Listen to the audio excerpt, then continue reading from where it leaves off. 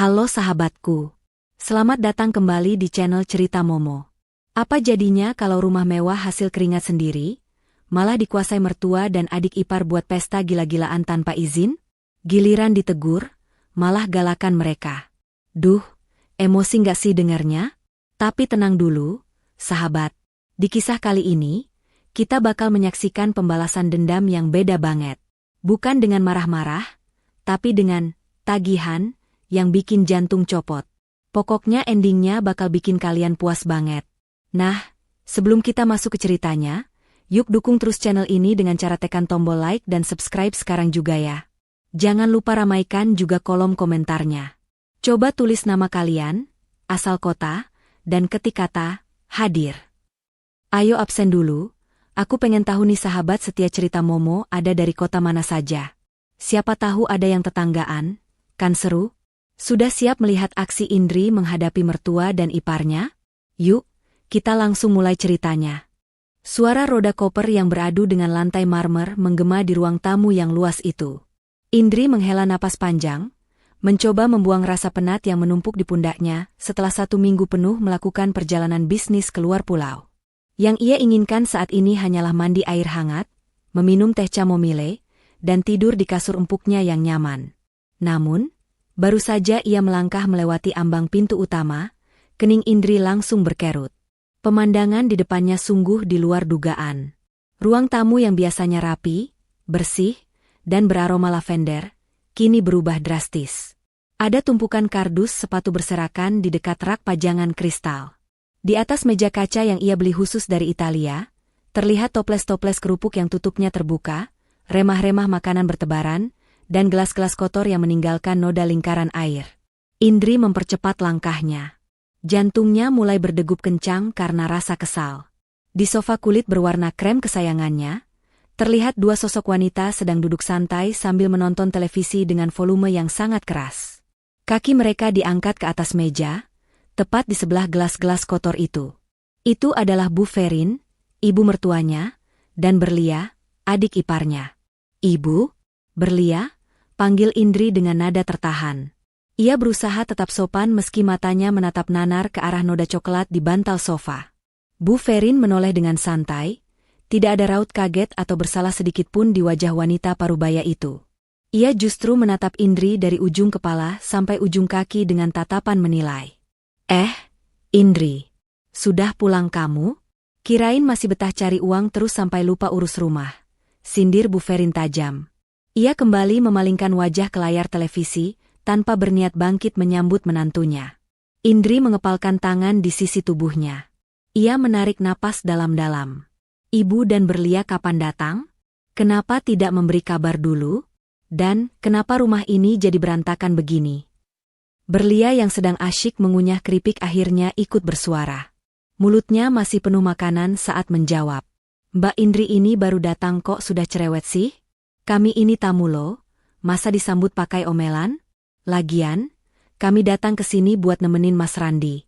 Kasihan dia sendirian di rumah sebesar ini. Menemani Mas Randi bukan berarti kalian bisa mengotori rumahku seenaknya. Berlia, balas Indri tegas. Ia melangkah maju, mematikan televisi yang suaranya memekakan telinga itu. Lancang sekali kamu matikan TV-nya. Bu Ferin langsung berdiri, matanya melotot garang. Ini rumah anakku juga. Randi itu suamimu, jadi rumah ini otomatis milik dia juga. Hak ibu dong mau ngapain aja di rumah anak sendiri. Kamu itu cuma istri, jangan berlagak seperti ratu yang paling berkuasa di sini. Indri tercekat. Kalimat itu selalu menjadi senjata andalan Bu Ferin. Padahal semua orang tahu, termasuk Randi, bahwa rumah mewah di kawasan elit ini adalah milik Indri. Rumah ini dibeli dari hasil kerja keras Indri membangun bisnis properti warisan almarhum ayahnya, jauh sebelum ia menikah dengan Randi. Randi hanya membawa koper pakaian saat pindah ke sini. Bu, aku tidak pernah melarang ibu datang.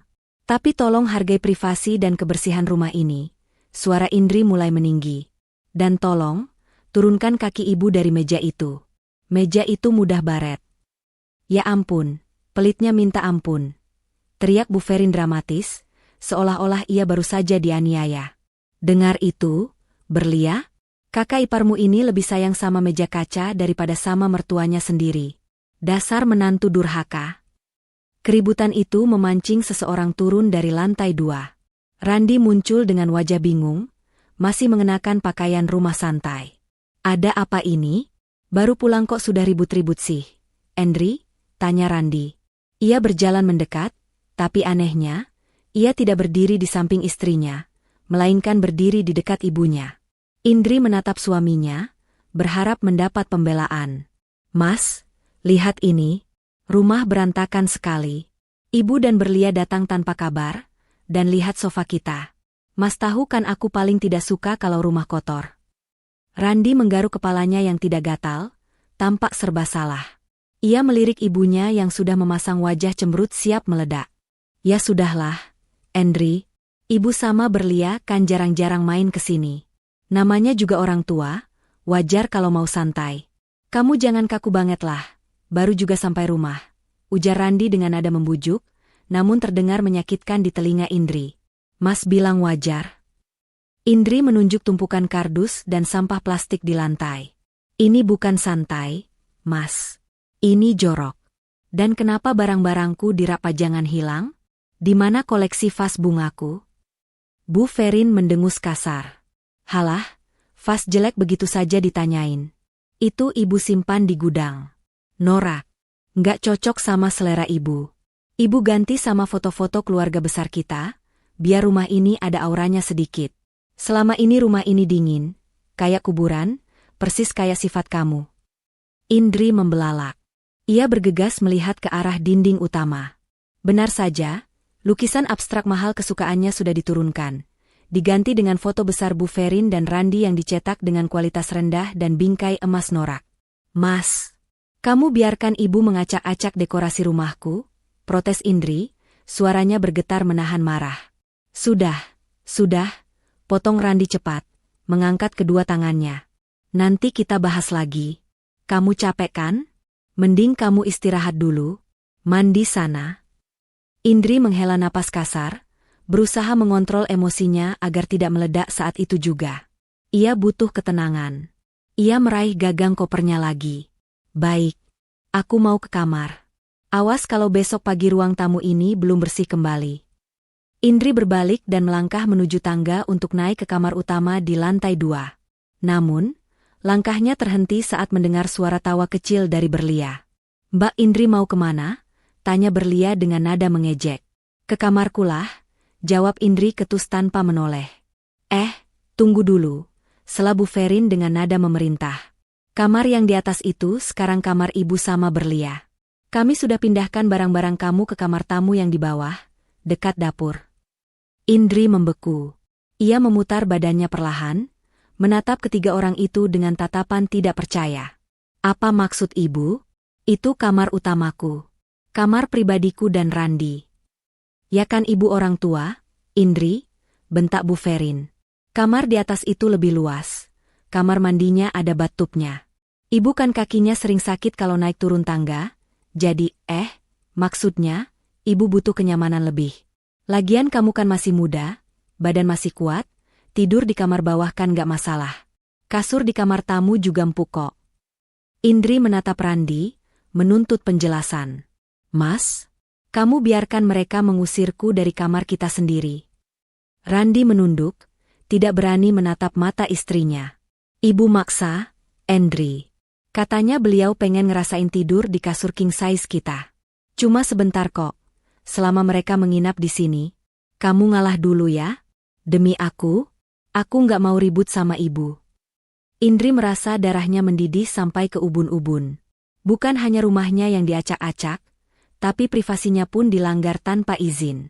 Barang-barang pribadinya disentuh, dipindahkan, dan ia diusir dari kamarnya sendiri di rumah yang ia beli dengan keringatnya sendiri.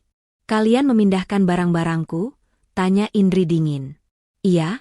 Sudah diberesin sama Berlia tadi siang. Tenang aja, nggak ada yang hilang kok. Jawab Bu Ferin enteng sambil kembali mengambil toples kerupuk. Lagian baju kamu banyak banget, menuh-menuhin lemari aja. Sebagian ibu suruh Berlia masukin kardus, taruh di garasi. Cukup. Kesabaran Indri rasanya sudah putus. Namun, Melihat wajah suaminya yang memelas dan sikap mertuanya yang semakin menjadi-jadi jika dilawan dengan teriakan, Indri sadar bahwa marah-marah sekarang tidak akan berguna. Mereka tidak punya rasa malu. Indri tersenyum tipis. Senyum yang sangat dingin. Baik, kata Indri pelan. Kalau itu mau kalian, silakan nikmati kamar utamanya. Nah, gitu dong. Jadi menantu itu harus nurut. Seru Bu Ferin puas, merasa menang telak. Indri tidak menjawab. Ia menyeret kopernya berbalik arah menuju kamar tamu di dekat dapur. Di dalam hati, ia mencatat satu hal. Ini baru permulaan. Silakan bersenang-senang selagi bisa. Rumah ini memang milikku, dan aku akan pastikan kalian tahu siapa ratu yang sebenarnya. Sesampainya di kamar tamu yang sempit itu, Indri melihat tumpukan baju-bajunya dilempar begitu saja di atas kasur. Ia mengeluarkan ponselnya, mengetik pesan singkat kepada seseorang. Riko, batalkan semua jadwalku besok. Aku ada urusan mendesak di rumah. Dan siapkan berkas kepemilikan aset-asetku. Aku butuh semuanya lengkap. Indri menatap pintu kamar tamu yang tertutup. Malam ini ia mengalah. Tapi besok, permainan akan dimulai. Pagi itu, sinar matahari yang cerah tidak mampu menghangatkan suasana hati Indri. Ia terbangun dengan punggung pegal, karena kasur di kamar tamu yang sudah lama tidak diganti itu ternyata permukaannya agak menonjol. Namun, bukan rasa sakit fisik yang mengganggunya, melainkan suara riuh rendah dari arah ruang tengah yang sudah terdengar sejak pukul 7 pagi. Indri keluar kamar, sudah rapi dengan pakaian kerjanya, meski hari ini ia sengaja meluangkan waktu sedikit siang untuk memantau situasi rumah. Di meja makan, pemandangan menyebalkan kembali tersaji. Bu Ferin dan Berlia sedang menikmati sarapan mewah, roti gandum premium, selai impor, dan buah-buahan segar yang kemarin baru saja Indri beli untuk stok pribadinya. Randi duduk di ujung meja sambil menyeruput kopi, tampak tidak berdaya di hadapan dominasi ibu dan adiknya. Nah, ini dia tuan rumahnya baru bangun. Celetuk Bu Ferin tanpa menoleh, tangannya sibuk mengoleskan selai tebal-tebal ke rotinya. Siang banget bangunnya. Rezeki dipatok ayam nanti. Indri mengabaikan sindiran itu. Ia berjalan menuju pantry, menuang air putih dingin. Ada rencana apa hari ini, Bu? Saya lihat ibu sudah rapi sekali. Berlia yang sedang memegang tablet, milik Indri yang entah kapan diambilnya dari ruang kerja, tiba-tiba berseru girang. Bu, lihat deh konsep dekorasi ini. Bagus banget. Kan?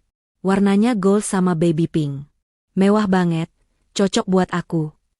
Bu Ferin melirik layar tablet itu dan mengangguk antusias. Wah, iya, ini berkelas sekali, Berlia. Persis seperti selera keluarga kita. Ningrat dan elegan. Indri mengerutkan kening. Ia mendekat perlahan. Dekorasi untuk apa? Berlia menatap Indri dengan senyum meremehkan. Mbak Indri lupa atau pura-pura lupa? Bulan depan kan aku ulang tahun ke-25. Silver Jubilee. Mbak, masa dirayain biasa-biasa aja? Aku mau bikin pesta besar. Pesta? Ulang Indri. Ia menatap Randi. Mas, kita tidak sedang ada anggaran untuk pesta besar. Bisnis lagi slow bulan ini. Randi baru saja membuka mulut hendak bicara, tapi Bu Ferin langsung memotong dengan nada tinggi. Heh, Indri, kamu ini perhitungan sekali sama adik ipar sendiri. Berlia itu satu-satunya adik Randi. Ulang tahun ke-25 itu momen sekali seumur hidup. Masa kamu tega membiarkan dia merayakannya di kafe murahan? Terus mau dirayakan di mana? Tanya Indri datar, meski ia sudah bisa menebak arah pembicaraan ini. Ya di sinilah. Seru Bu Ferin sambil merentangkan tangannya, seolah memamerkan luasnya ruang makan yang menyatu dengan ruang keluarga itu. Rumah ini kan besar, halamannya luas, ada kolam renangnya juga. Sangat instagramable kalau kata anak muda sekarang. Sayangkan kalau rumah segede ini cuma dipakai buat tidur doang. Mubazir. Indri menahan napas. Rumah ini adalah tempat istirahatnya, tempat sucinya. Membayangkan ratusan orang asing menginjak-injak lantai marmernya, membuat kepalanya berdenyut. Bu, mengadakan pesta di rumah butuh persiapan matang. Tetangga bisa terganggu, kebersihan, keamanan. Indri mencoba berargumen logis. Alasan, potong Berlia ketus. Bilang aja Mbak Indri nggak mau keluar duit. Tenang aja, Mbak. Aku yang atur semuanya. Aku mau temanya Royal Princess. Semua tamu harus pakai dress code. Cateringnya aku mau yang premium, bukan nasi kotak kayak acara syukuran biasa. Tanpa menunggu persetujuan Indri, Berlia kembali sibuk menelpon seseorang dengan ponselnya. Halo? Iya, ini dengan vendor dekorasi Dream Party? Saya mau tanya paket platinum untuk bulan depan. Indri menatap Randi tajam. Mas, kamu setuju? Randi tampak gelisah, ia menghindari tatapan Indri dan berpura-pura sibuk dengan cangkir kopinya. Ya gimana ya, Indri? Berlia sudah pengen banget. Lagian benar juga kata ibu, rumah kita kan luas. Sekali-kali bikin ramai nggak apa-apalah. Biar tetangga tahu kita keluarga harmonis. Harmonis? Indri tertawa kecil, tawa yang terdengar miris. Baik kalau itu mau kalian. Bu Ferin tersenyum penuh kemenangan. Nah, gitu dong. Oh iya, Indri. Karena ini pesta anak muda, teman-teman sosialita Berlia yang datang itu orang-orang penting semua. Jadi, ibu minta tolong sesuatu sama kamu. Apa, Bu? Nanti pas acara, kamu nggak usah ikut dandan heboh ya. Nanti malah saingan sama yang punya hajat, ujar Bu Ferin enteng. Mending kamu bantu-bantu di belakang aja. Jadi seksi sibuk. Kamu pantau dapur. Pastikan piring kotor langsung diangkat, gelas-gelas jangan sampai kosong, terus arahkan pelayan catering biar kerjanya benar. Indri terdiam. Darahnya mendidih hebat. Di rumahnya sendiri, di pesta yang menggunakan fasilitasnya, ia diminta menjadi mandor dapur? Bukan sebagai tuan rumah yang mendampingi suaminya menyambut tamu? Maksud ibu, saya jadi pelayan? Tanya Indri lambat-lambat. Bukan pelayan, Mbak, sela Berlia tanpa rasa bersalah. Tapi koordinator konsumsi. Kan Mbak Indri biasa kerja keras, biasa ngurusin orang, jadi pasti cekatan. Kalau aku atau ibu kan gak biasa kotor-kotoran. Lagian malu dong kalau nanti ada teman aku nanya, itu siapa kok bajunya biasa aja, mending Mbak Indri standby di area servis aja. Randi terbatu kecil, tersedak kopinya sendiri. Bahkan ia merasa itu keterlaluan, tapi ia tidak berani membantah ibunya. Bu, masa Indri disuruh di dapur? Dia kan istriku. Loh, justru karena istri yang baik itu harus bisa melayani tamu keluarga suami. Semprot Bu Ferin galak pada anaknya. Kamu jangan manjakan istrimu terus, Randi. Biar dia belajar berbakti sedikit. Indri menatap wajah-wajah di depannya satu persatu. Wajah angkuh Bu Ferin, wajah manja dan licik Berlia, serta wajah pengecut suaminya. Rasa sakit hati yang tadi pagi ia rasakan kini perlahan berubah menjadi tekad yang dingin dan keras. Mereka ingin pesta mewah? Mereka ingin ia menjadi penonton di belakang layar? Baik, Indri akan memberikan apa yang mereka minta. Bahkan lebih dari itu. Baik, Bu, jawab Indri dengan suara tenang yang mengejutkan Randi. Saya akan pastikan pestanya berjalan lancar. Saya tidak akan mengganggu Berlia di depan panggung. Saya akan urus bagian administrasi dan belakang layar. Nah, bagus. Bu Ferin bertepuk tangan senang. Kalau nurut gini kan enak dilihatnya. Sana berangkat kerja, cari uang yang banyak buat nambah-nambah beli catering. Indri mengambil tas kerjanya dan beranjak pergi tanpa pamit. Begitu sampai di dalam mobilnya yang terparkir di garasi, ia tidak langsung menyalakan mesin. Ia mengambil ponselnya, membuka kontak bernama Pak Arman, Royal Catering.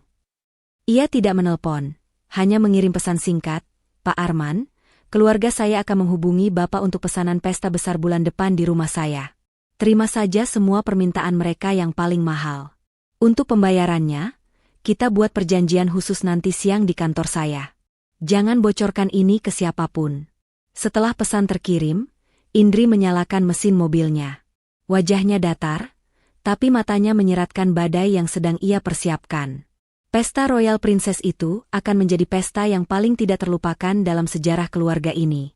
Suasana di butik langganan sosialita papan atas itu terasa sejuk, berbanding terbalik dengan panasnya notifikasi yang terus bermunculan di layar ponsel Indri. Di seberang sana, tepatnya di pusat perbelanjaan paling elit di kota, Bu Ferin dan Berlia sedang bak kalap di surga belanja. Ibu, lihat gaun ini. Warnanya champagne gold dengan payet kristal asli. Kalau aku pakai ini pas grand entrance nanti, semua mata pasti nggak bakal kedip. Seru Berlia sambil berputar-putar di depan cermin besar. Gaun itu membalut tubuhnya dengan pas. Memang terlihat indah, namun label harganya juga tak kalah. Indah, 35 juta rupiah. Bu Ferin menepuk tangan antusias. Cantik. Cantik sekali, Berlia. Kamu persis putri raja. Ambil saja, jangan ragu. Ini kan momen sekali seumur hidup. Tapi harganya, Bu? Berlia pura-pura ragu sambil melirik label harga, meski matanya berbinar menginginkannya. Mahal banget. Nanti Mas Randi marah nggak ya? Atau Mbak Indri ngomel? Halah, persetan sama si Indri. Dengus Bu Ferin sambil mengibaskan tangan, seolah mengusir lalat. Randi itu kakakmu. Uangnya Randi ya uang keluarga juga. Kartu kredit yang dipegang Randi itu limitnya besar. Kemarin ibu lihat sendiri, kartu itu jenis platinum. Masa buat adik sendiri pelit? Ambil. Dengan dukungan penuh ibunya, Berlia tersenyum lebar. Ia segera memanggil pelayan butik. Mbak, saya ambil yang ini. Terus tolong carikan sepatu yang senada, sama tas clutch keluaran terbaru ya. Di meja kasir, kartu kredit tambahan atas nama Randi, yang tagihannya terhubung langsung ke rekening utama Indri, digesek berkali-kali tanpa hambatan. Struk belanja keluar memanjang. Bu Ferin tersenyum puas. Merasa menang karena bisa menikmati kemewahan tanpa harus mengeluarkan uang sepeser pun dari dompet pensiunannya. Sementara itu, di lantai 15 gedung perkantoran milik Indri. Indri sedang duduk di kursi kebesarannya, menatap layar ponsel yang menyala setiap beberapa menit. Ting! Transaksi berhasil, IDR 35 juta, La Rose Boutique. Ting! Transaksi berhasil, IDR 12.500.000, Glamour Soes. Ting!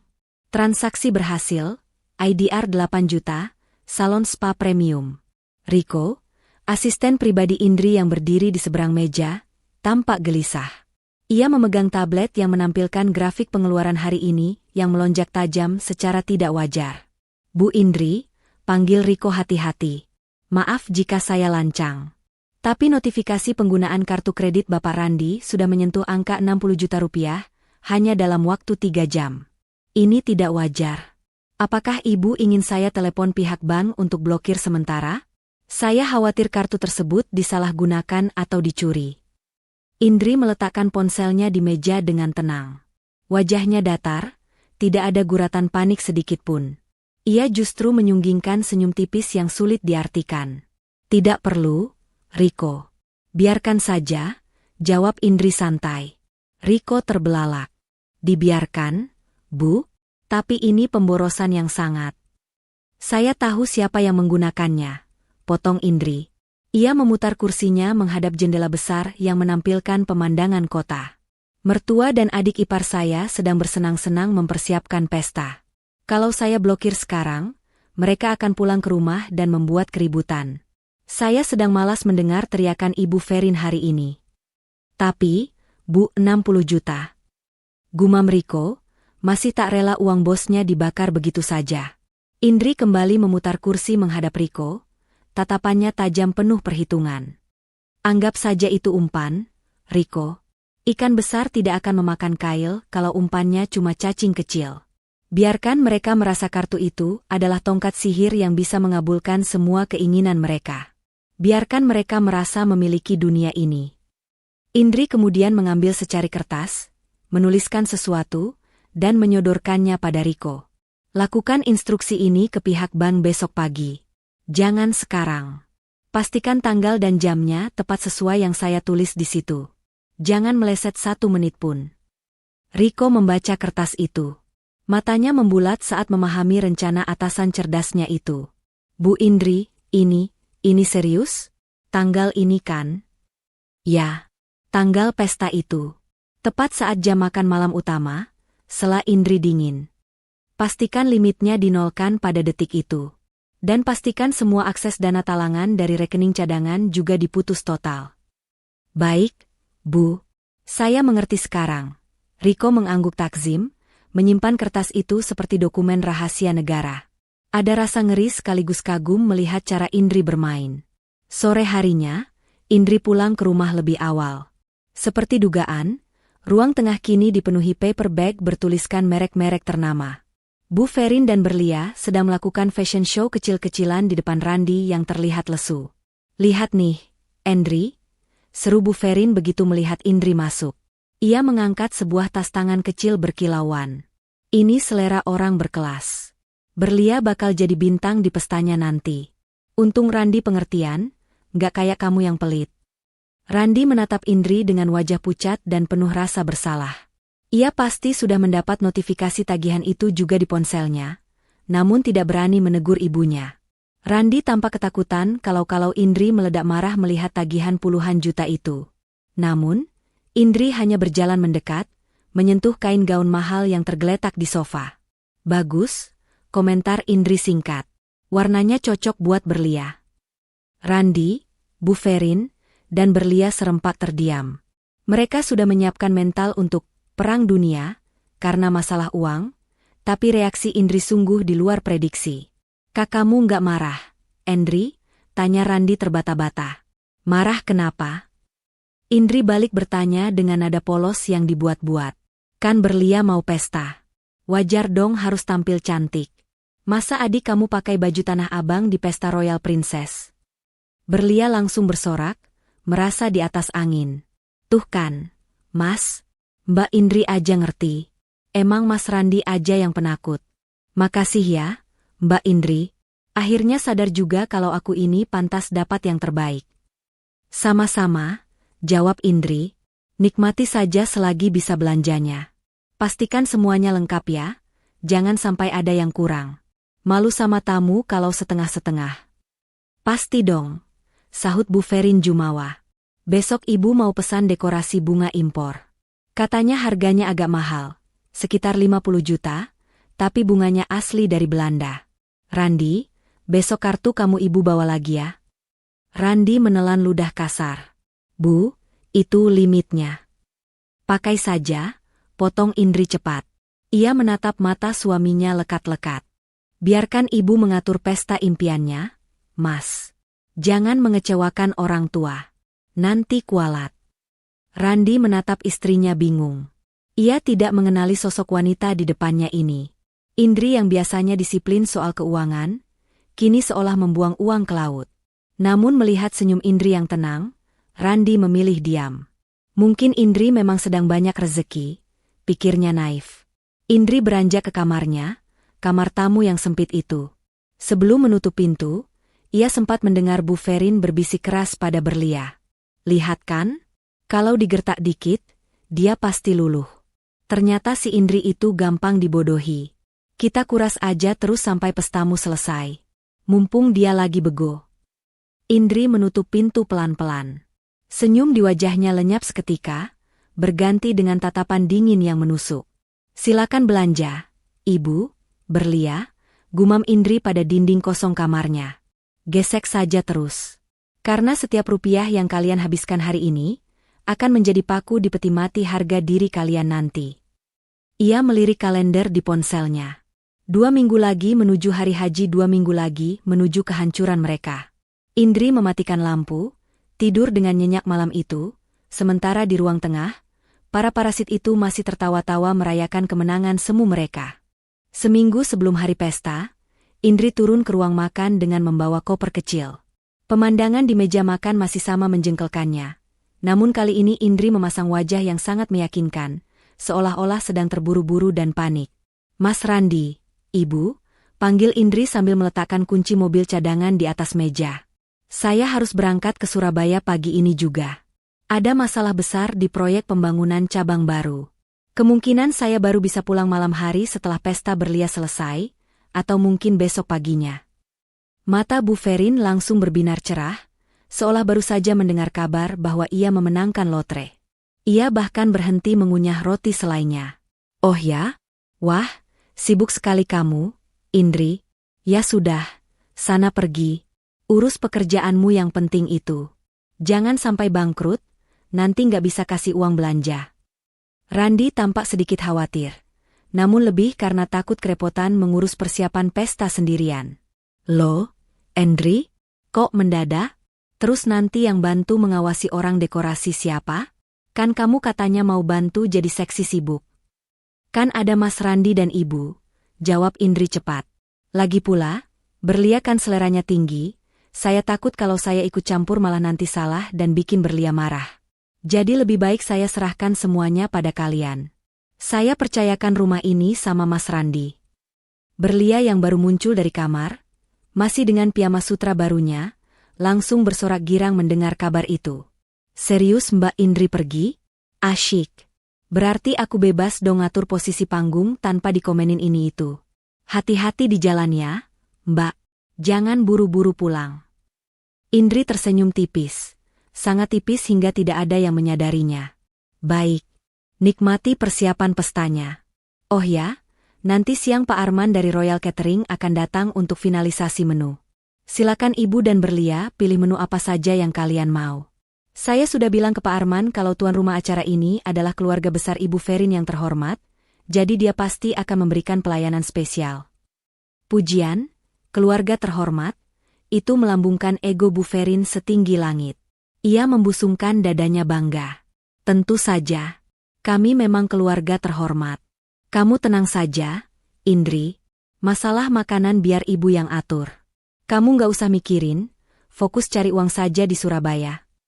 Setelah berpamitan, yang sebenarnya hanya formalitas karena tidak ada yang benar-benar peduli, Indri melajukan mobilnya keluar gerbang. Namun, ia tidak menuju bandara atau stasiun kereta untuk ke Surabaya. Ia memutar kemudi menuju sebuah kafe eksklusif di pusat kota, tempat seseorang sudah menunggunya. Di sudut kafe yang tenang, Pak Arman, pemilik jasa catering premium langganan para pejabat, sudah duduk menunggu.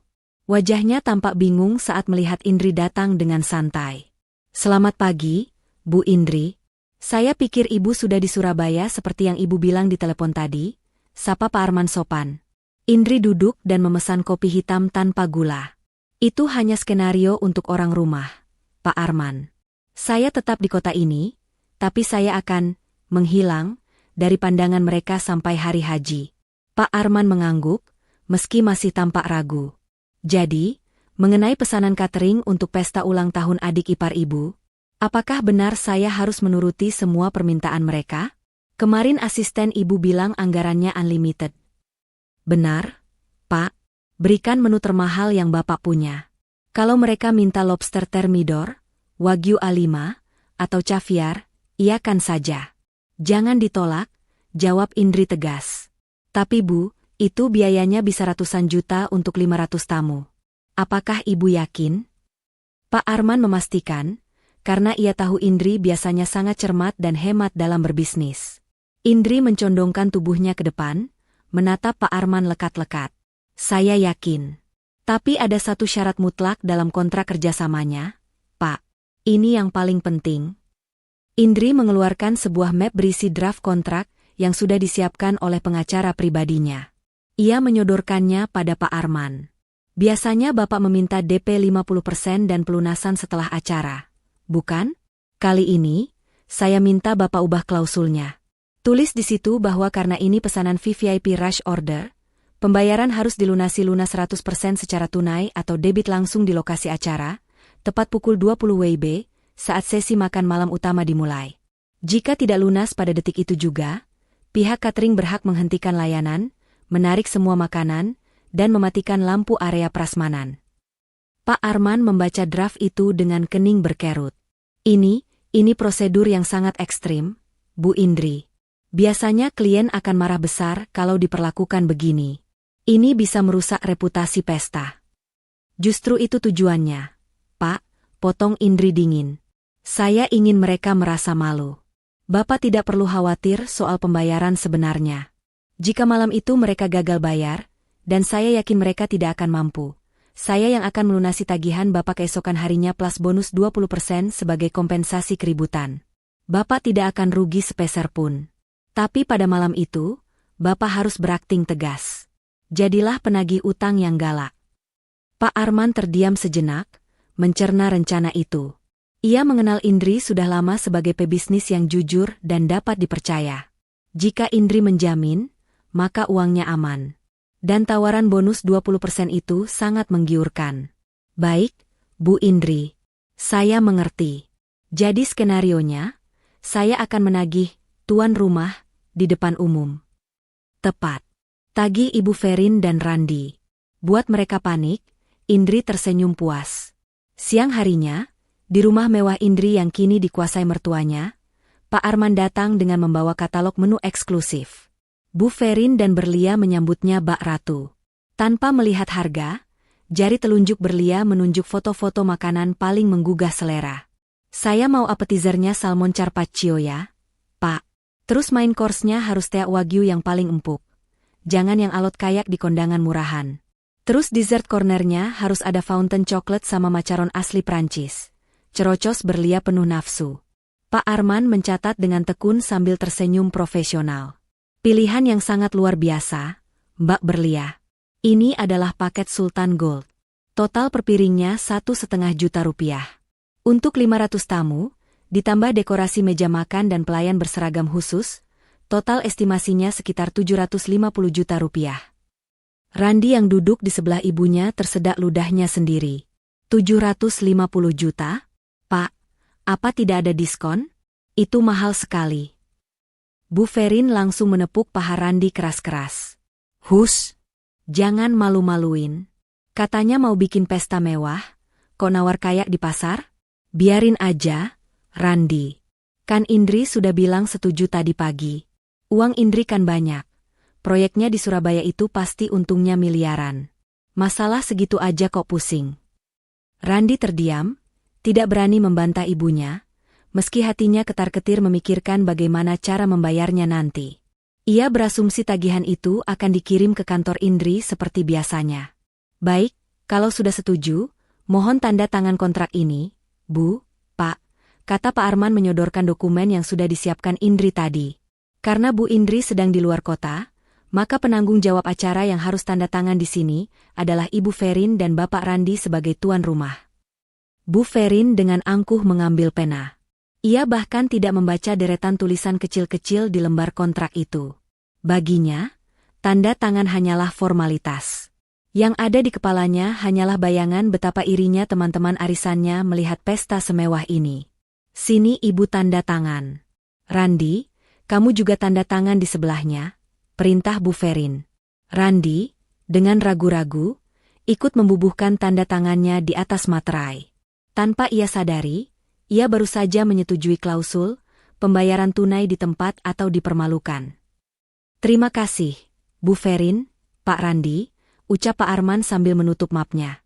Kami akan persiapkan yang terbaik. Sampai jumpa di hari haji. Sepeninggal Pak Arman, Bu Ferin tertawa lepas. Gampang kan? Cuma tanda tangan doang, nanti kita makan enak. Si Indri itu memang bodoh. Dia yang kerja keras banting tulang, kita yang menikmati hasilnya di rumah mewahnya. Harusnya dari dulu kita begini, Randi. Di seberang sana, dari layar ponselnya yang terhubung ke kamera pengawas ruang tamu, Indri menyaksikan momen penandatanganan itu. Jebakan sudah tertutup sempurna. Tikus-tikus itu sudah memakan kejunya, dan kini tinggal menunggu waktu pelatuknya menjepret leher mereka. Nikmatilah tawa kalian hari ini, Ibu, bisik Indri pelan. Karena di hari pesta nanti, kalian bahkan tidak akan sempat menelan wagyu mahal itu. Undangan-undangan mewah itu tergeletak menumpuk di meja ruang tamu, yang kini sudah bersih dari toples kerupuk. Kali ini, meja kaca Italia itu dipenuhi amplop beledu berwarna merah marun dengan tulisan tinta emas yang timbul. The 25 TH Royal Birthday of Berlia, Princess of the Night. Berlia tampak sibuk melakukan panggilan video dengan sekelompok temannya. Wajahnya dipoles makeup tebal, dan ia sengaja duduk dengan latar belakang tangga melingkar rumah Indri yang megah agar terlihat oleh teman-temannya di layar ponsel. Iya dong, guys. Datang ya minggu depan. Acaranya di rumah baruku. Iya, yang di kawasan elit itu loh, celoteh Berlia dengan nada yang dibuat-buat manja. Ibu yang belikan rumah ini khusus buat hadiah ulang tahunku. Katanya biar aku betah di kota ini. Biasalah, namanya juga anak kesayangan. Di sofa seberang, Randi yang mendengar bualan adiknya hanya bisa memijat pelipisnya yang berdenyut. Ia merasa perutnya mulas setiap kali mendengar kebohongan baru yang keluar dari mulut adik dan ibunya. "Berlia," tegur Randi pelan setelah adiknya mematikan telepon. "Kenapa kamu bilang ini rumahmu? Nanti kalau teman-temanmu tahu ini rumah Indri gimana? Apalagi kamu undang relasi bisnis Mas juga." Bu Ferin yang sedang mengecek daftar tamu VIP langsung menyambar. Randi, kamu ini kenapa sih mentalnya tempe banget? Kalau Berlia bilang ini rumah kakaknya, atau rumah iparnya, nanti dikira dia cuma numpang. Harga diri keluarga kita bisa jatuh di depan teman-teman sosialitanya yang kaya raya itu. Tapi kan kenyataannya memang numpang. Bu, gumam Randi sangat pelan, nyaris tak terdengar. "Apa kamu bilang?" Bu Ferin melotot tajam. "Dengar ya, Randi. Kita harus membangun citra. Orang kaya itu dilihat dari apa yang dia pamerkan. Kalau Berlia kelihatan kaya, nanti dia bisa dapat jodoh anak pejabat atau pengusaha sukses. Kamu mau adikmu dapat suami susah? Ini investasi, tahu?" Berlia mengangguk setuju sambil terus memasukkan undangan ke dalam amplop. "Bener kata ibu. Lagian Mbak Indri kan lagi nggak ada. Dia nggak bakal tahu aku ngomong apa ke teman-temanku. Pokoknya Mas Randi diam aja, senyum, dan dukung aku. Awas kalau Mas Randi bocorin ke siapa-siapa kalau ini rumah Mbak Indri." Randi menghela napas pasrah. Ia melihat daftar tamu undangan yang disodorkan ibunya. Matanya membelalak melihat beberapa nama di sana. Ada Pak Hartono, klien besar perusahaannya, ada Bu Siska, istri pemilik bank swasta, dan deretan orang penting lainnya. "Bu, ibu serius mengundang Bu Siska?" tanya Randi cemas. Bu Siska itu kenal baik sama almarhum ayahnya Indri. Dia tahu sejarah rumah ini. "Ah, masa bodoh," kibas Bu Ferin meremehkan. "Orang tua itu pasti sudah pikun. Lagian kalau pestanya mewah, makanannya enak, pulangnya dikasih souvenir mahal, orang gak akan peduli siapa pemilik sertifikat rumahnya. Yang penting kita yang jadi tuan rumah di hari haji." Randi terdiam. Ia merasa sedang duduk di atas bom waktu, tapi tidak punya keberanian untuk memotong kabel pemicunya. Sore harinya, persiapan semakin gila. Bu Ferin berkeliling ruang tamu dengan tatapan kritis. Ia berhenti tepat di depan dinding utama ruang keluarga. Di sana tergantung sebuah foto pernikahan berukuran sangat besar, 1,5 x 2 meter, yang menampilkan Indri dan Randi dalam balutan busana pengantin adat Jawa yang elegan. Itu adalah centerpiece ruangan tersebut, kebanggaan Indri. "Ini nggak cocok," gumam Bu Ferin sambil berkacak pinggang. "Apanya yang nggak cocok, Bu?" tanya Berlia yang sedang asyik mencoba sepatu hak tingginya. "Foto ini," tunjuk Bu Ferin jijik. "Masa tema pestanya Royal Princess Eropa? Tapi pajangannya foto pengantin Jawa begini? Ndeso, bikin rusak suasana aja. Lagian muka Indri di sini sok cantik banget. Ibu sebalihatnya." Berlia tertawa mengejek. "Iya juga sih, Bu. Nanti kalau tamu datang, malah fokusnya ke foto Mbak Indri, bukan ke aku yang lagi ulang tahun. Terus gimana dong? Ditutupin kain?" "Turunkan," perintah Bu Ferin tegas. "Panggil tukang kebun atau siapa kek. Turunkan foto ini, ganti sama backdrop bunga-bunga atau inisial nama kamu, B, yang besar dari emas." Randi yang baru lewat membawa gelas kopi hampir tersedak lagi. "Bu, jangan, Bu. Itu foto kesayangan Indri. Dia bisa marah besar kalau tahu fotonya diturunkan. Itu foto sakral pernikahan kami." "Halah, sakral apanya? Orang cuma foto doang." "Randi, kamu jangan bantah ibu terus ya dari kemarin," bentak Bu Ferin.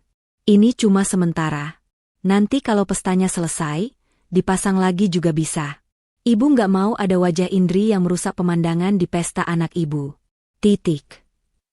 Tanpa mempedulikan protes lemah Randi, Bu Ferin memanggil 2 orang pekerja harian yang sedang memasang tenda di halaman. Dengan kasar, mereka diperintahkan menurunkan bingkai foto super berat itu. "Brak!" Salah satu pekerja tergelincir, membuat ujung bingkai foto itu menghantam lantai marmer dengan keras. Kaca pelindungnya retak memanjang tepat di bagian wajah Indri.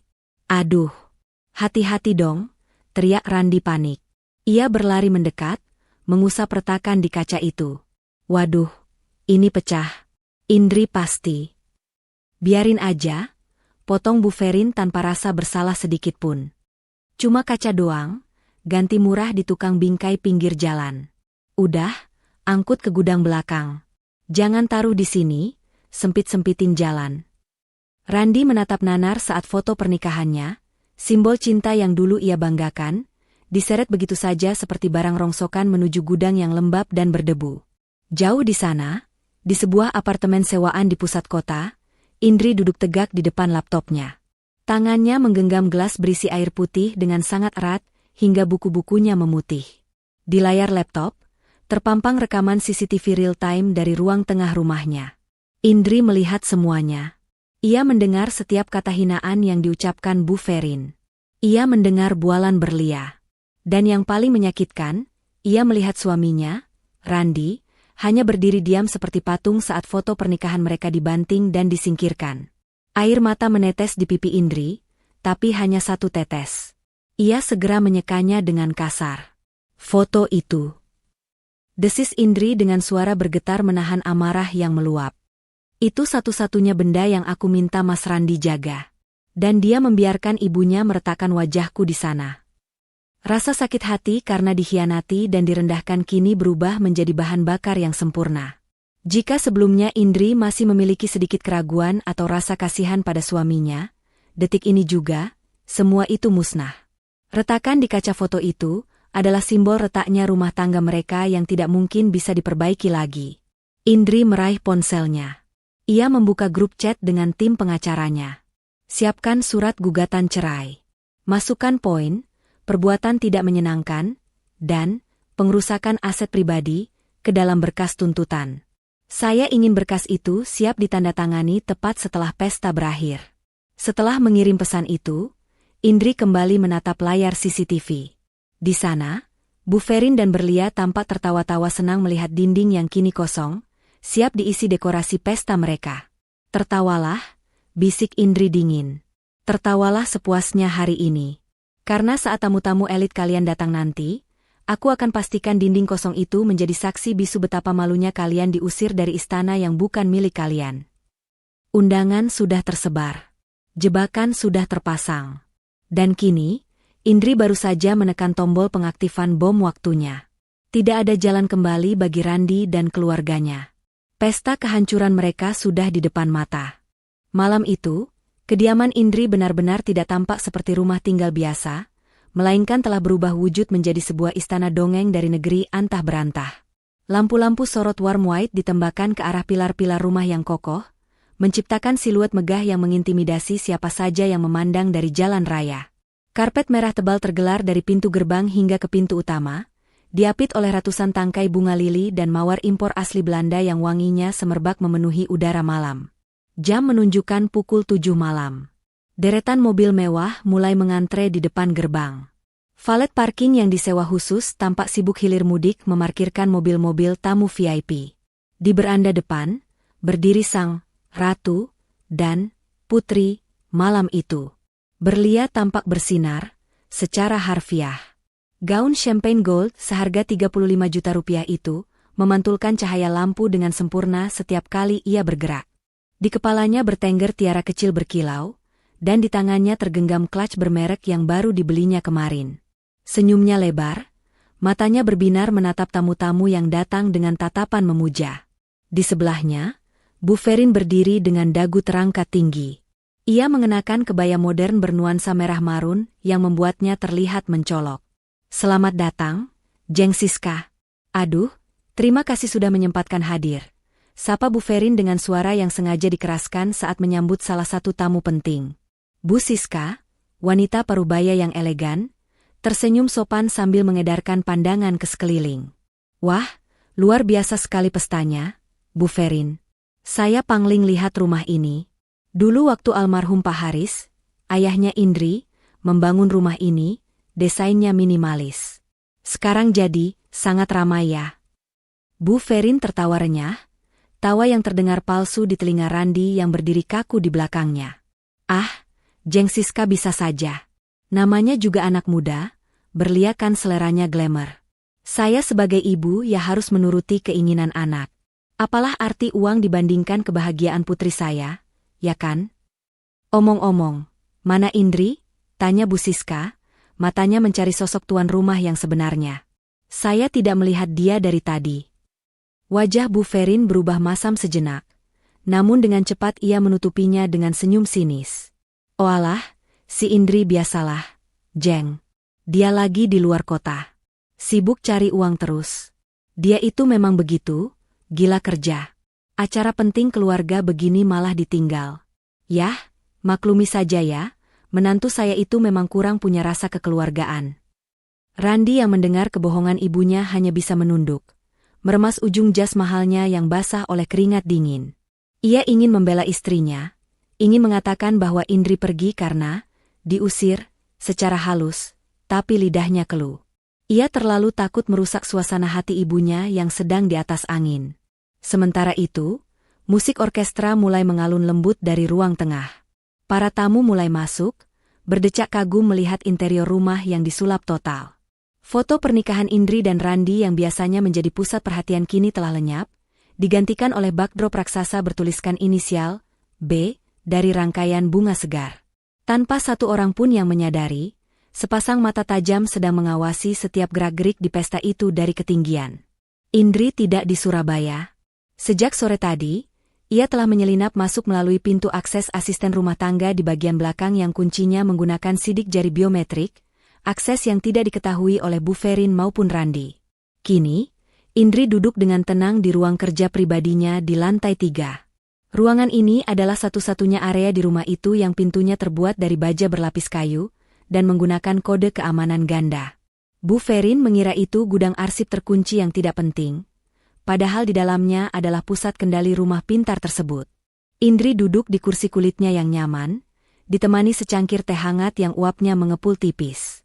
Di hadapannya, 6 layar monitor menampilkan tayangan CCTV dari berbagai sudut rumah dengan kualitas high definition.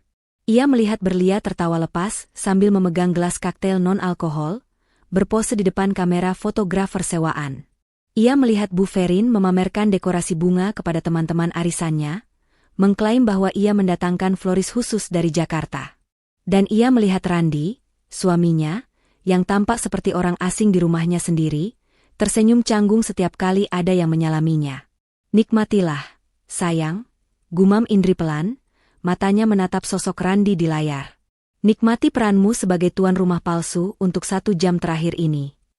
Mata Indri kemudian beralih ke monitor yang menampilkan area prasmanan di taman belakang. Di sana, Pak Arman sang pemilik catering terlihat berdiri tegak di samping meja hidangan utama. Wajahnya tegang. Ia sesekali melirik jam tangannya, lalu melirik ke arah pintu penghubung tempat Bu Ferin berada. Di tangan Pak Arman, tidak ada sendok saji. Yang ada hanyalah sebuah tablet kasir dan mesin edisi yang menyala terang, siap menagih janji. Para pelayan catering yang berseragam rapi juga tampak siaga. Mereka tidak tersenyum ramah seperti biasanya, melainkan berdiri dengan posisi tangan di belakang punggung, menunggu komando. Indri melirik jam dinding di ruang kerjanya. Pukul 19.55 waktu Indonesia Barat. 5 menit lagi menuju waktu makan malam utama. 5 menit lagi menuju batas waktu pembayaran. 5 menit lagi sebelum dongeng Cinderella ini berubah menjadi mimpi buruk. Indri meraih mikrofon kecil di mejanya yang terhubung ke sistem tata suara seluruh rumah. Sistem ini biasanya ia gunakan untuk memanggil asisten atau security jika ada keadaan darurat. Namun malam ini, ia akan menggunakannya untuk pengumuman yang jauh lebih penting. Di layar monitor, Indri melihat Bu Ferin naik ke atas panggung kecil yang didirikan di ruang tengah. Wanita itu mengetuk mikrofon, meminta perhatian seluruh tamu. Tes, 1 2. Selamat malam semuanya, seru Bu Ferin dengan percaya diri. Terima kasih sudah hadir di istana kami. Sebelum kita menikmati hidangan mewah yang sudah disiapkan, saya ingin sedikit berbagi cerita tentang betapa bangganya saya bisa memberikan pesta ini untuk putri tercinta saya. Indri tersenyum miring. Ia membiarkan mertuanya bicara sedikit lagi.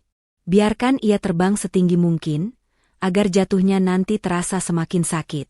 Jemari Indri kini standby di atas tombol override audio, yang akan mematikan suara mikrofon Bu Ferin dan menggantinya dengan suara Indri dari ruang kontrol. Panggung sandiwara sudah penuh sesak. Dan sang sutradara asli sudah siap untuk mengakhiri pertunjukan. Bu Ferin masih berdiri tegak di atas panggung, menggenggam mikrofon dengan gaya seolah ia adalah selebriti papan atas yang sedang memenangkan penghargaan. Cahaya lampu sorot menyilaukan matanya, membuatnya tidak bisa melihat dengan jelas ekspresi wajah para tamu. Namun ia yakin mereka semua sedang menatapnya dengan penuh kekaguman. Bapak-bapak, ibu-ibu sekalian, suara Bu Ferin menggema ke seluruh penjuru ruangan dan halaman. Pesta malam ini bukan sekadar perayaan ulang tahun putri saya, Berlia. Tapi ini juga adalah wujud syukur kami. Rumah ini, ya, istana megah tempat kita berdiri sekarang, adalah bukti kerja keras keluarga kami. Kami ingin berbagi kebahagiaan dan kemewahan ini dengan Anda semua. Tepuk tangan sopan terdengar dari beberapa tamu, meski sebagian besar sebenarnya sudah mulai gelisah melirik ke arah meja prasmanan. Aroma steak wagyu yang dipanggang live di sudut taman sudah tercium sangat menggoda, membuat perut mereka keroncongan. Di sudut ruangan, Randi berdiri mematung. Kata-kata ibunya tentang kerja keras keluarga terasa seperti tamparan di wajahnya. Ia tahu betul siapa yang bekerja keras untuk rumah ini, dan orang itu sekarang sedang tidak ada di sini, atau begitulah yang ia kira. Silakan, jangan sungkan-sungkan, seru Bu Ferin lagi, merentangkan tangannya lebar-lebar menunjuk area makanan. Kami sudah siapkan hidangan terbaik dari catering nomor 1 di kota ini. Wagyu A5, Salmon Norway, semuanya unlimited. Silakan dinikmati sepuasnya. Mendengar aba-aba itu, para tamu dengan antusias mulai bergerak menuju meja panjang yang tertata rapi. Piring-piring porselen putih sudah siap di tangan mereka. Namun, tepat saat jarum jam di dinding, dan jam tangan Pak Arman, bergeser ke angka 12, tepat pukul 20 WIB, suasana berubah drastis. Pak Arman, yang berdiri tegak di ujung meja prasmanan utama, mengangkat tangan kanannya tinggi-tinggi. Itu adalah kode. Dalam hitungan detik, puluhan pelayan berseragam rapi yang menjaga setiap stasiun makanan melakukan gerakan serentak yang mengejutkan. Alih-alih menyendokkan makanan ke piring tamu yang sudah mengantre, mereka justru mengambil tutup chafing dish, pemanas makanan, yang terbuat dari stainless steel tebal, lalu menutup semua wadah makanan itu dengan suara berisik. Klang, klang, klang. Suara logam beradu itu terdengar nyaring, memecah alunan musik klasik yang lembut. Seorang tamu VIP, Pak Hartono, yang piringnya sudah hampir menyentuh potongan daging sapi panggang, ternganga kaget saat pelayan di depannya menarik nampan daging itu menjauh. Loh, Mas? Kok ditarik? Saya mau ambil, protes Pak Hartono bingung. Pelayan itu menatap lurus ke depan dengan wajah datar tanpa ekspresi, lalu menjawab dengan suara lantang yang bisa didengar orang-orang di sekitarnya. Maaf, Pak. Instruksi dari manajer. Layanan dihentikan. Dihentikan? Maksudnya habis? Tanya tamu lain di sebelahnya. Bukan habis, Bu, tapi ditahan, jawab pelayan itu singkat. Keriuhan mulai terjadi di area prasmanan. Bisik-bisik bingung berubah menjadi gumaman protes. Tamu-tamu yang lapar dan sudah membayangkan makan enak tiba-tiba dihadapkan pada panci-panci tertutup yang dijaga ketat seperti brankas bank. Di atas panggung, Bu Ferin menyadari ada yang tidak beres. Ia melihat kerumunan tamu di dekat makanan tampak ribut, tapi tidak ada satupun yang makan. Hei, ada apa di sana? Teriak Bu Ferin lewat mikrofon, nada suaranya mulai panik dan galak. Kenapa makanannya ditutup? Pelayan, buka itu. Tamu saya mau makan. Jangan bikin malu ya. Namun, teriakan Bu Ferin tidak digubris. Pak Arman tetap berdiri diam dengan tangan bersedekap, menatap tajam ke arah panggung. Bu Ferin hendak berteriak lagi memanggil Randi, tapi tiba-tiba, suara dengung tajam memekakan telinga keluar dari speaker utama, membuat semua orang refleks menutup telinga. Setelah dengung itu hilang, mikrofon di tangan Bu Ferin mati total. Ia menepuk-nepuk kepala mikrofon itu dengan kasar. Halo? Cek? Cek. Randi? Ini kenapa mic-nya mati? Teriak Bu Ferin, suaranya kini hanya terdengar samar tanpa pengeras suara, tertelan oleh luasnya ruangan. Detik berikutnya, lampu sorot utama yang menyorot panggung dan backdrop nama Berlia tiba-tiba padam. Bloop. Ruang tengah menjadi remang-remang. Hanya lampu taman dan lampu darurat yang menyala. Musik orkestra yang tadinya mengalun elegan juga berhenti mendadak, menyisakan keheningan yang canggung dan mencekam. Berlia yang sedang asyik live Instagram di sudut lain menjerit kecil. Aduh, kok gelap? Mas Randi, listriknya turun ya? Ih, malu-maluin banget sih. Randi berlari tergopoh-gopoh menghampiri ibunya di panggung yang kini gelap. Bu, sebentar, aku cek sekringnya. Mungkin kelebihan beban karena banyak lampu. Cepat, jangan lelet, bentak Bu Ferin di kegelapan. Jantungnya berdegup kencang. Ia bisa merasakan tatapan ratusan tamu yang kini tertuju padanya dengan penuh tanda tanya. Namun, sebelum Randi sempat melangkah ke panel listrik, sebuah suara terdengar. Bukan dari mikrofon Bu Ferin, dan bukan dari panggung. Suara itu berasal dari ceiling speaker, pengeras suara langit-langit, yang terpasang di setiap sudut rumah, suara yang jernih, tenang, dan sangat familiar. Selamat malam, Bapak, Ibu, dan seluruh tamu undangan yang terhormat. Randi membeku. Kakinya seolah dipaku ke lantai marmer. Ia kenal suara itu. Bu Ferin pun terbelalak, matanya mencari-cari sumber suara. Mohon maaf atas ketidaknyamanan yang terjadi. Interupsi ini bukan karena gangguan teknis, dan bukan karena listrik turun, lanjut suara itu. Nada bicaranya sopan, namun memiliki otoritas yang dingin menusuk tulang. Para tamu mulai celingukan, mencari siapa yang berbicara. Perkenalkan, saya Indri, pemilik sah dari rumah tempat Anda berdiri saat ini. Bisik-bisik tamu semakin kencang. Indri, bukannya tadi ibunya bilang ini rumah mereka? Loh, menantunya ada? Kok suaranya dari speaker? Dengan berat hati saya informasikan, lanjut suara Indri lagi, setiap katanya diucapkan dengan penekanan yang jelas, bahwa seluruh layanan catering, musik, dan pendingin ruangan terpaksa kami hentikan secara sepihak mulai detik ini. Heh, Indri, keluar kamu. Jangan main-main ya, teriak Bu Ferin ke arah langit-langit, wajahnya merah padam karena marah bercampur malu. Suara Indri mengabaikan teriakan mertuanya dan terus berlanjut, kali ini dengan nada yang lebih tajam. Penghentian layanan ini dikarenakan adanya masalah administrasi yang sangat fatal. Pihak penyelenggara acara, dalam hal ini Ibu Ferin dan Saudari Berlia, gagal memenuhi kewajiban pembayaran yang telah disepakati dalam kontrak. Bohong, pekik Berlia histeris. Mas Randi bayar kok, Mas Randi punya kartu. Oleh karena itu, suara Indri memotong jeritan Berlia. Sesuai prosedur, acara ini dinyatakan ilegal dan dibekukan sampai seluruh tagihan dilunasi secara tunai saat ini juga. Suasana pesta yang tadinya megah dan penuh tawa palsu, kini berubah menjadi seperti sidang pengadilan terbuka. Tamu-tamu VIP mulai mundur perlahan, merasa tidak nyaman dan tertipu. Mereka memandang Bu Ferin, Randi, dan Berlia dengan tatapan menghakimi. Di lantai 3, pintu ruang kerja Indri terbuka. Suara langkah kaki sepatu hak tinggi terdengar menuruni tangga utama yang melingkar. Lampu sorot tunggal tiba-tiba menyala kembali, tapi bukan menyorot ke panggung, melainkan menyorot ke puncak tangga. Di sana, Indri berdiri. Ia tidak memakai gaun pesta, melainkan setelan blazer putih bersih yang membalut tubuhnya dengan elegan dan berwibawa.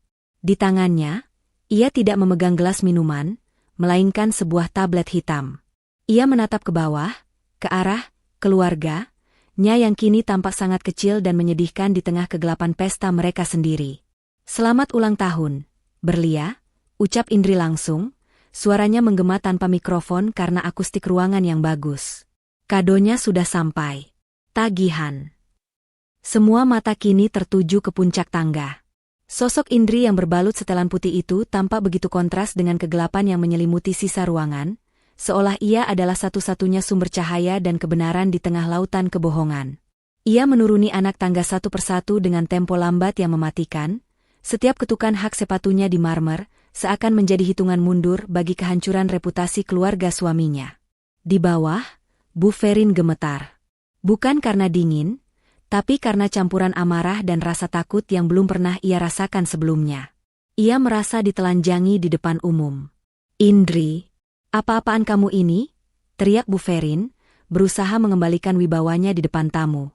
Turun kamu. Nyalakan lampunya. Kamu mau mempermalukan ibu dan adikmu di depan orang-orang penting ini? Hah? Indri sampai di anak tangga terakhir, namun ia tidak mendekat ke arah mertuanya. Ia justru berjalan tenang menuju Pak Arman yang masih berdiri mematung di dekat meja prasmanan. Pak Arman, sapa Indri dengan senyum tipis. Silakan, Pak. Lakukan tugas Bapak sesuai kontrak. Pak Arman mengangguk tegas. Ia mengambil tablet dan mesin edisi dari meja, lalu berjalan membelah kerumunan tamu yang menepi memberinya jalan, menuju ke tempat Randi, Bu Ferin, dan Berlia berkumpul. Selamat malam, Bu Ferin, Pak Randi, ucap Pak Arman dengan suara lantang dan formal. Sesuai kesepakatan kontrak nomor 001 VIP 12/2025 yang telah Bapak dan Ibu tanda tangani, jatuh tempo pembayaran untuk seluruh layanan pesta ini, termasuk catering paket Sultan Gold, dekorasi bunga impor, sewa peralatan suara, dan service charge, adalah tepat pukul 20 malam ini. Pak Arman mengangkat tabletnya tinggi-tinggi, memperlihatkan layar yang menampilkan angka nominal berwarna merah menyala. Total tagihan yang harus dibayar lunas sekarang juga adalah 750 juta rupiah. Suara Pak Arman menggema jelas di keheningan ruangan. Angka itu membuat para tamu tersentak kaget. Bisik-bisik kembali terdengar riuh. 750 juta? Gila. Katanya orang kaya lama, masa bayar segitu aja ditagih pas acara. Duh, malu banget kalau jadi mereka. Wajah Randi pucat pasi, seputih kertas. Keringat dingin bercucuran di pelipisnya. Ia menatap ibunya dengan panik. Bu, 750 juta. Bayar, Randi. Cepat bayar. Desak Bu Ferin histeris sambil mendorong bahu anaknya. Pakai kartumu. Jangan bikin ibu malu. Gesek sekarang juga. Dengan tangan gemetar hebat, Randi merogoh saku jasnya. Ia mengeluarkan dompet kulit dan mengambil kartu kredit platinum yang selama ini menjadi jimat keberuntungannya, jimat yang sebenarnya milik Indri. Ini. Randi menyodorkan kartu itu pada Pak Arman dengan ragu. Tolong digesek, Pak. Semuanya. Pak Arman menerima kartu itu dengan wajah datar. Ia memasukkannya ke slot mesin edisi. Beep. Processing. Suasana hening seketika. Semua orang menahan napas, menunggu struk keluar. Bu Ferin sudah mengangkat dagunya lagi, bersiap untuk tersenyum sombong dan berkata, "Tuh kan, lunas." Berlia menggigit bibirnya cemas. Tit-tit. Bunyi penolakan yang nyaring dan menyakitkan terdengar dari mesin kecil itu. Lampu indikator di mesin berkedip merah. "Maaf, Pak," kata Pak Arman dingin, lalu membaca pesan di layar mesin dengan suara keras. Transaksi ditolak. Kartu diblokir oleh bank penerbit. Apa? Teriak Bu Ferin dan Randi bersamaan. Nggak mungkin, sangkal Randi panik. Limitnya masih banyak. Tadi pagi masih bisa dipakai. Coba lagi. Mesin kamu yang rusak itu. Bentak Bu Ferin, menunjuk-nunjuk wajah Pak Arman. Pak Arman dengan sabar menggesek ulang. Hasilnya sama. Tit-tit. Ditolak lagi. Kartu ini sudah tidak aktif. Pak, tegas Pak Arman. Ia mengembalikan kartu itu kepada Randi. Apakah ada metode pembayaran lain? Uang tunai? Atau transfer mobile banking sekarang juga? Randi lemas. Lututnya goyah. Saldo rekening pribadinya bahkan tidak sampai 10 juta rupiah. Semua pengeluaran besar selama ini selalu menggunakan uang Indri atau kartu kredit tambahan ini. Ia menatap Indri yang berdiri tak jauh dari situ dengan tangan bersedekap santai. Indri. Panggil Randi lirih, matanya memohon. Tolong, Indri. Aktifkan kartunya. Ini darurat. Malu sama orang-orang. Indri tertawa kecil, tawa yang kering tanpa emosi. Darurat? Mas bilang ini darurat? Saat kalian menghamburkan uangku untuk pesta pora tanpa izinku, apakah itu darurat? Indri melangkah maju, mengambil alih panggung perhatian. Perlu Bapak Ibu tamu undangan ketahui, ujar Indri lantang, menatap para tamu satu persatu. Kartu yang dipegang suami saya itu adalah kartu tambahan dari rekening saya. Rekening hasil keringat saya, Indriana, bukan uang warisan keluarga suami saya. Suara terkejut terdengar dari kerumunan. Loh, jadi selama ini dibayarin istri? Katanya pengusaha sukses. Dan hari ini, lanjut Indri, suaranya semakin tajam menatap Bu Ferin, saya memutuskan untuk menutup keran uang itu. Fasilitas kredit suami saya sudah saya cabut 5 menit yang lalu. Jadi, Bu Ferin, Berlia, silakan bayar pesta mewah kalian dengan uang kalian sendiri. Bukankah kalian keluarga terhormat dan kaya raya? Wajah Bu Ferin berubah dari merah menjadi ungu karena menahan malu dan marah. Ia merasa dipojokkan. Kurang ajar kamu, Indri, jerit Bu Ferin. Kamu sengaja menjebak kami ya? Kamu istri durhaka. Suami lagi susah bukannya dibantu malah dipermalukan. Saya sudah cukup membantu selama 5 tahun ini, Bu, balas Indri tenang namun menusuk. Saya berikan rumah, saya berikan mobil, saya berikan uang bulanan. Tapi apa balasan ibu? Ibu merendahkan orang tua saya, ibu menginjak harga diri saya, dan puncaknya, ibu menurunkan foto pernikahan saya demi pesta sampah ini. Indri menunjuk ke arah backdrop bunga norak itu.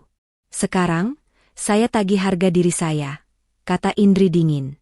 Pak Arman, karena mereka tidak bisa bayar, silakan lakukan prosedur selanjutnya. Pak Arman mengangguk. Ia memberi isyarat pada timnya. Detik itu juga, pemandangan yang sangat memalukan terjadi.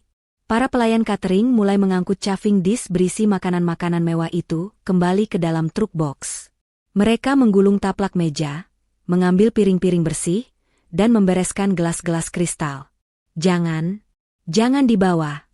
Pekik Berlia histeris, air matanya mulai luntur merusak makeup tebalnya.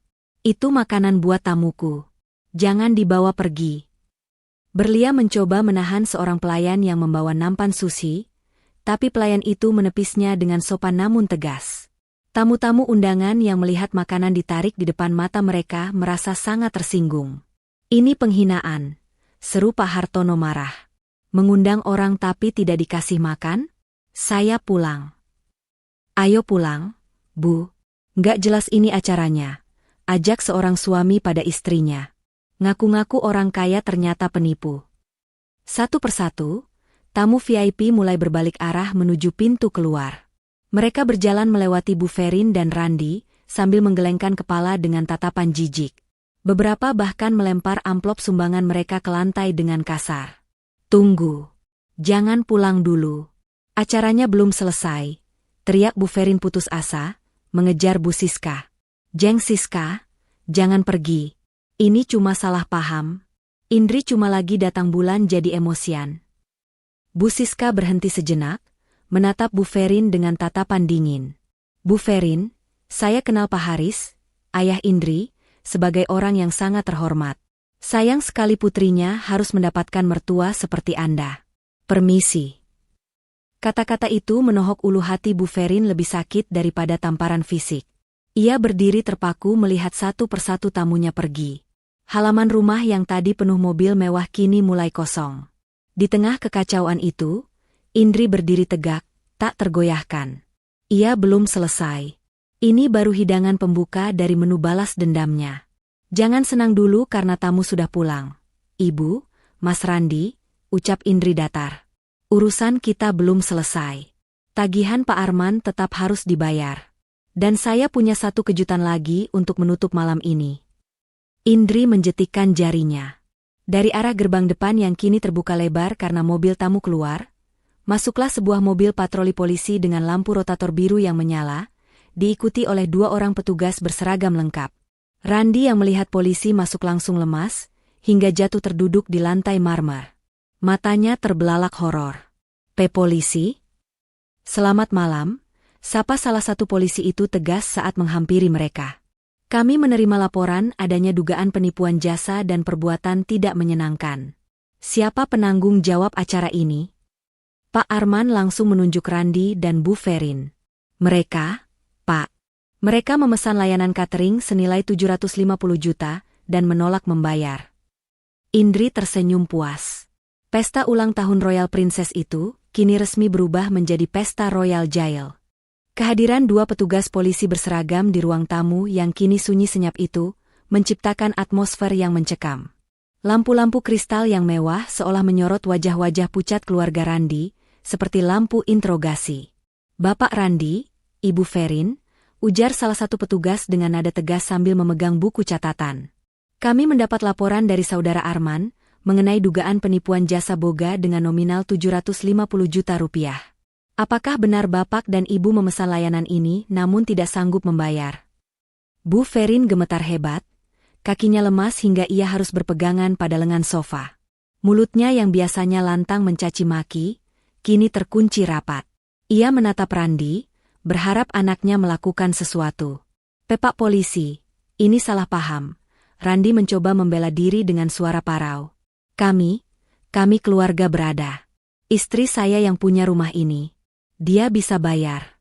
Ini cuma masalah rumah tangga. Masalah rumah tangga tidak menghapus kewajiban hukum. Pak, potong polisi itu dingin. Pihak catering merasa dirugikan.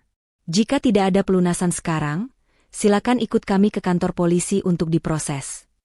Kata kantor polisi membuat Berlia menjerit histeris.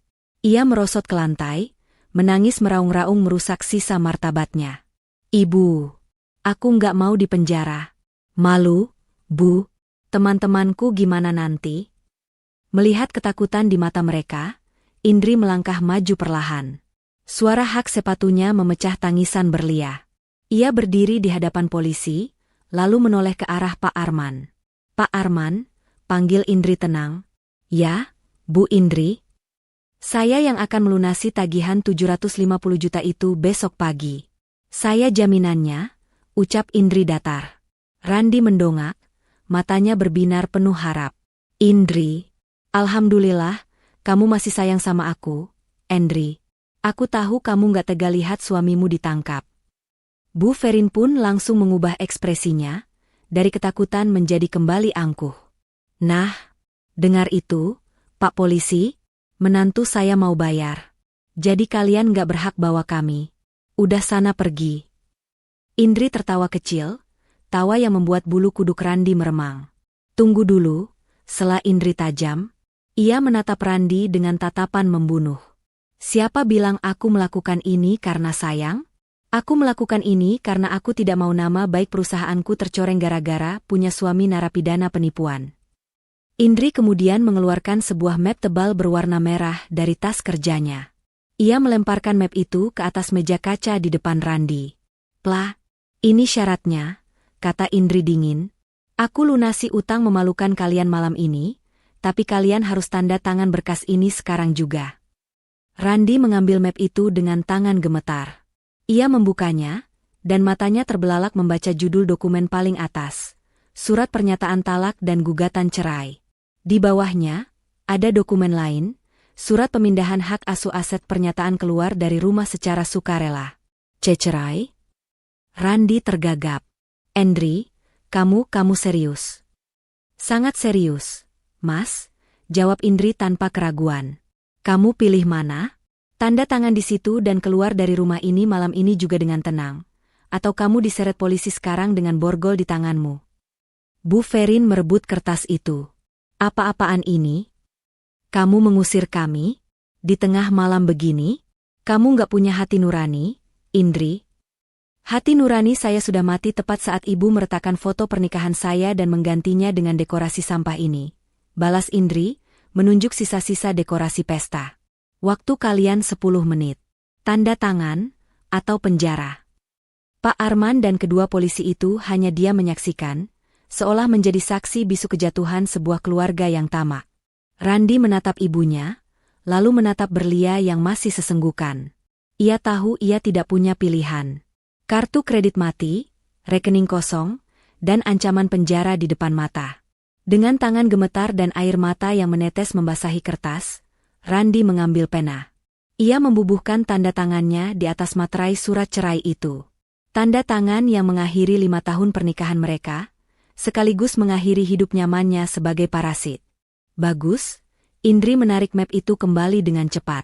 Sekarang, kemasi barang kalian. Saya beri waktu 30 menit untuk angkat kaki dari properti saya. 30 menit? Mana cukup? Protes Berlia. Barang-barangku banyak. Baju-bajuku, sepatu baruku. Kalau begitu tinggalkan, sahut Indri kejam. Bawa seperlunya. Sisanya akan saya bakar besok pagi. Kepanikan melanda ketiga orang itu. Mereka berlarian ke kamar utama yang mereka kuasai dan kamar tamu, untuk memasukkan pakaian ke dalam koper seadanya. Bu Ferin sambil menangis terus memaki-maki nasib. Sementara Randi hanya diam seperti raga tanpa jiwa. 30 menit kemudian, mereka sudah berdiri di teras depan. 3 koper besar dan beberapa tas plastik berisi barang-barang yang tidak muat di koper menjadi harta terakhir mereka. Randi merogoh saku celananya, mengeluarkan kunci mobil SUV miliknya, mobil yang biasa ia banggakan di depan teman-temannya. Ia menekan tombol unlock, berniat memasukkan koper ke bagasi. Tidak ada respon. Lampu mobil tidak berkedip. Randi menekan tombol itu berkali-kali dengan panik. Loh? Kok nggak bisa dibuka? Baterainya habis. Bukan baterainya yang habis, Mas. Suara Indri terdengar dari ambang pintu utama. Di tangannya, Indri memegang kunci cadangan asli. Mobil itu atas nama PT Indri Propertindo. Itu aset perusahaan, inventaris kantor, jelas Indri tajam. Selama ini kamu memakainya karena kamu suamiku. Tapi karena kamu baru saja menandatangani surat cerai, maka hak guna pakai itu hangus. Randi ternganga. Tetapi Indri, terus kami pergi naik apa? Malam-malam begini? Bawa koper sebanyak ini? Itu bukan urusanku, jawab Indri sambil mengangkat bahu. Panggil taksi online, atau jalan kaki. Hitung-hitung olahraga untuk membuang lemak dari makanan enak yang selama ini kalian nikmati gratis. Indri, ini mobil anakku. Aku yang suruh dia beli. Teriak Bu Ferin tidak terima, mencoba merebut kunci dari tangan Indri. Indri dengan sigap mundur, lalu memberi isyarat pada 2 petugas keamanan kompleks yang sudah ia panggil sebelumnya. Pak Satpam, tolong pastikan orang-orang asing ini keluar dari gerbang kompleks. Kalau mereka mencoba membawa aset properti saya, laporkan sebagai pencurian. Siap, Bu Indri, jawab Satpam bertubuh kekar itu. Randi menatap mobil mewah itu dengan tatapan nanar. Mobil itu adalah simbol status sosialnya terakhir. Tanpa mobil itu, ia hanyalah pengangguran yang punya utang budi pada ibunya yang penuntut. Ayo, Pak, Bu, Mbak. Silakan keluar, usir Satpam itu tegas sambil menggiring mereka menjauh dari mobil. Dengan langkah terseok-seok, Randi menarik 2 koper besar. Bu Ferin menjinjing tas tangan sambil mengeluh kakinya sakit, dan berlia menyeret dres mahalnya yang kini kotor menyapu aspal jalanan. Gaun 35 juta itu kini tampak seperti kain lap yang menyedihkan.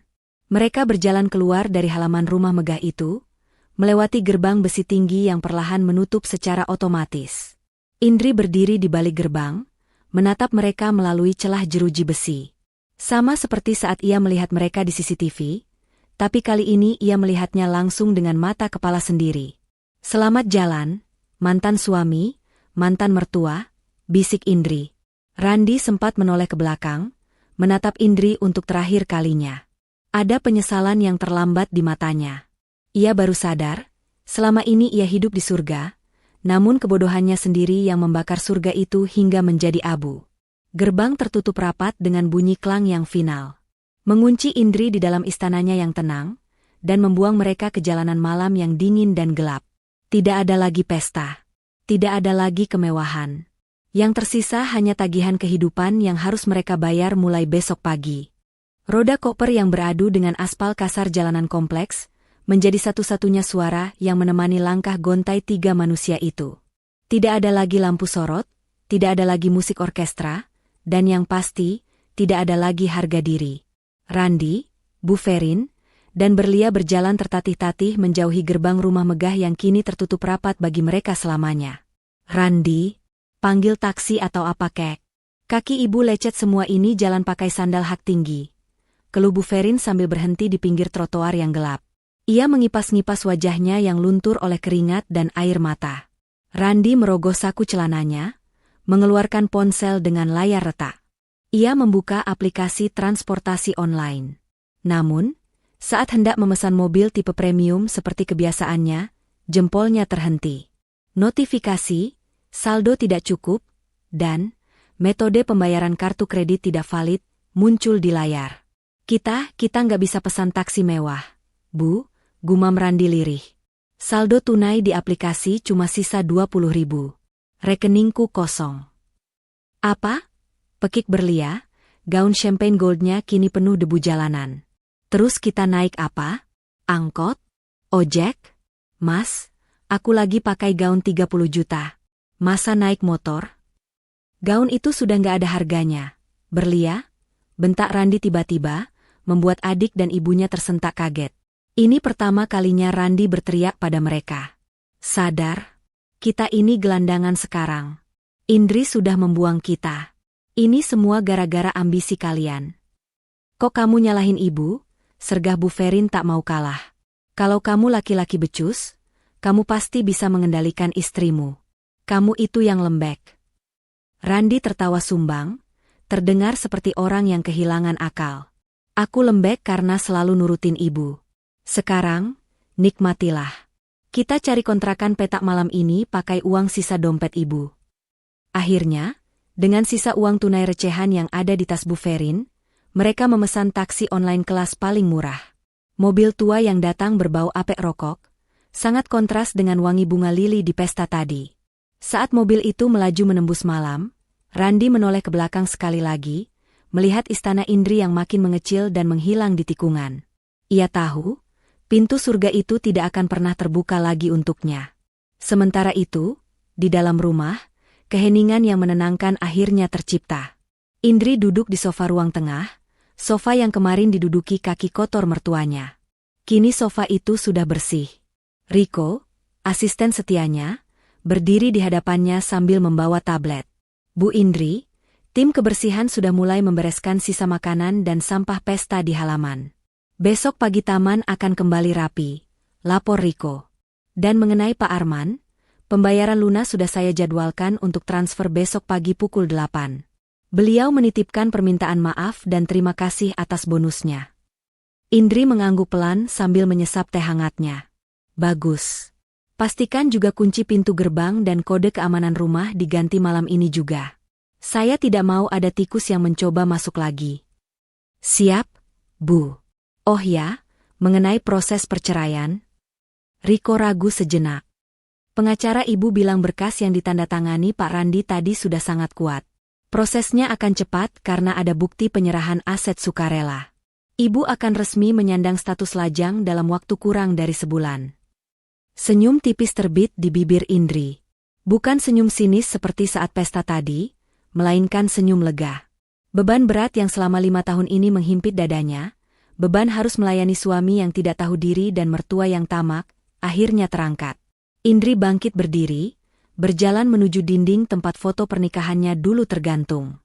Kini dinding itu kosong, hanya menyisakan paku bekas gantungan. Buang foto yang pecah di gudang itu, Riko, perintah Indri pelan. Jangan disisakan sedikit pun. Besok, saya mau pasang lukisan baru di sini. Lukisan matahari terbit. Simbol hari baru. 3 bulan kemudian. Sebuah rumah kontrakan sempit di pinggiran kota yang padat penduduk terdengar riuh.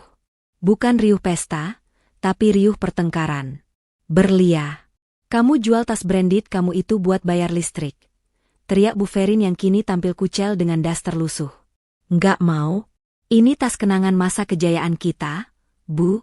Kalau dijual harganya jatuh banget, cuma laku 1 juta. Bantah Berlia sambil memeluk tasnya erat-erat. Wajahnya kini tanpa make-up, terlihat kusam dan lelah. Randi baru saja pulang, melempar helm ojek online-nya ke sudut ruangan. Ya, mantan direktur itu kini menyambung hidup menjadi pengemudi ojek. Wajahnya yang dulu bersih kini gosong terbakar matahari. Berisik, bentak Randi. Bisa nggak sehari aja nggak ribut soal duit? Kepalaku mau pecah dengerin ocehan penumpang, pulang ke rumah dengerin ocehan kalian. Ya makanya cari duit yang benar. Cibir Bu Ferin. Dulu hidup enak sama Indri kamu sia-siain. Coba dulu kamu nggak tanda tangan surat itu, kita masih bisa nuntut harta gono gini. Cukup, Bu. Randi menatap ibunya dengan tatapan kosong. Kita hancur karena keserakahan ibu. Jangan sebut nama Indri lagi. Dia sudah bahagia di atas sana, jauh dari jangkauan kita. Di layar televisi tabung kecil di sudut kamar, sebuah tayangan berita bisnis sedang berlangsung. Wajah cantik dan berwibawa muncul di layar. Itu Indri, sedang diwawancarai sebagai Women Entrepreneur of the Year. Ia tampak bersinar, lebih muda, dan jauh lebih bahagia. Randi menatap layar itu dengan perih. Ia melihat Indri tersenyum ke arah kamera, seolah tersenyum mengejek ke arahnya. Di jari manis Indri, tidak ada lagi cincin pernikahan mereka. Jari itu kini polos, namun memegang kendali penuh atas hidupnya sendiri. Randi mematikan televisi itu dengan kasar. Gel. Sama seperti masa depan mereka bertiga di kontrakan sempit itu. Di kediamannya yang mewah, Indri berdiri di balkon kamar utamanya, kamar yang sudah kembali menjadi miliknya sepenuhnya. Ia menatap langit malam yang bertabur bintang. Tidak ada lagi benalu yang menggerogoti hidupnya. Ia menarik napas panjang, menghirup udara kebebasan yang terasa sangat manis. Balas dendam terbaik bukanlah dengan menghancurkan fisik musuh, melainkan dengan membiarkan mereka melihat kita bahagia dan sukses tanpa kehadiran mereka, sementara mereka membusuk dalam penyesalan yang mereka ciptakan sendiri. Indri tersenyum, lalu masuk ke dalam, menutup pintu balkon, dan menutup lembaran masa lalunya dengan sempurna. Pesan moral. Jadilah tamu yang tahu diri.